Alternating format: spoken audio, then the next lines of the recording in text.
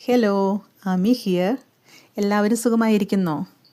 ഇന്ന് നമുക്ക് യൂണിവേഴ്സ് എന്താണ് നമ്മളോട് വിട്ടുകൊടുക്കാൻ പറയുന്നത്, എന്നെ കാണുന്ന എൻ്റെ വ്യൂവേഴ്സിനോട് യൂണിവേഴ്സ് എന്താണ് ഈ സമയം നിങ്ങൾ വിട്ടുകൊടുക്കേണ്ടത്? എല്ലാവരും പോസിറ്റീവായിട്ടിരിക്കണേ. യൂണിവേഴ്സിനോട് ഗ്രാറ്റിറ്റ്യൂഡ് പറഞ്ഞുകൊണ്ടേയിരിക്കണം. ഹാപ്പി ആയിട്ടിരിക്കണേ. 4 ഓഫ് പെൻറ്റക്കിൾസ് ആണ് വന്നിരിക്കുന്നത്. സ്റ്റെബിലിറ്റിയുടെയും സെൽഫ് വർത്തിൻ്റെയും ബൗണ്ടറീസിൻ്റെയും അതുപോലെ സെക്യൂരിറ്റിയുടെയും സെൽഫ് പ്രൊട്ടക്ഷൻ്റെയും ഫിനാൻഷ്യൽ സെക്യൂരിറ്റിയുടെയൊക്കെ ഒരു എനർജി ഉള്ള കാർഡാണ് 4 ഓഫ് പെൻറ്റക്കിൾസ്. നമ്മളുടെ ലൈഫിൽ നിന്നും നമ്മൾ പിടിച്ചു വച്ചിരിക്കുന്ന ഒരു കാര്യം വിട്ടയക്കേണ്ട സമയത്ത് അതിനെ നമ്മളിൽ നിന്നും എടുത്തു മാറ്റണം. നമ്മളത് വിട്ടുകളയണം.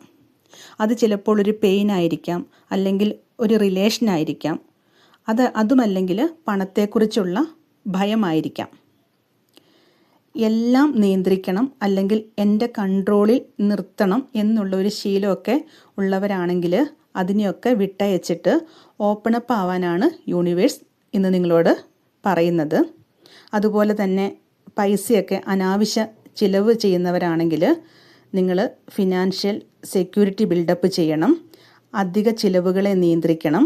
ബഡ്ജറ്റ് കൺട്രോൾ ചെയ്യണം. അതുപോലെ ചിലരൊക്കെ പൈസ ചിലവാക്കിയാൽ അയ്യോ പൈസ തീർന്നു പോകൂലോ എന്നുള്ള ഭയം ഉള്ള വ്യക്തികളുണ്ടാവാം. അത് മണി ബ്ലോക്കേജ് ആവാനുള്ള സാധ്യതയുണ്ട്. അതുകൊണ്ട് പണത്തെ നമ്മൾ സ്നേഹിക്കണം, ബഹുമാനിക്കണം. ഓരോ പൈസ നമ്മളിലേക്ക് വരുമ്പോഴും നമ്മൾ പണത്തോട് എപ്പോഴും വളരെ റെസ്പെക്റ്റോടു കൂടി വേണം നമ്മൾ പണം കൈകാര്യം ചെയ്യേണ്ടത്. ചില വ്യക്തികളൊക്കെ പാർട്ട്നേഴ്സിനെ ഭയങ്കരമായിട്ടും കൺട്രോൾ ചെയ്യും. ഭയങ്കര പൊസസീവായിരിക്കും.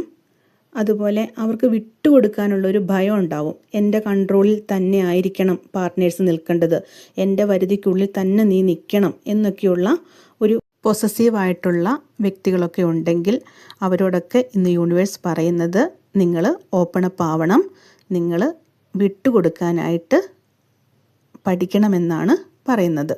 നിങ്ങൾക്ക് ഈ റീഡിങ് റെസിനേറ്റഡ് ആയിട്ടുണ്ടെങ്കിൽ നിങ്ങളിതിൻ്റെ പോസിറ്റീവ് എനർജി ക്ലെയിം ചെയ്യണേ. താങ്ക്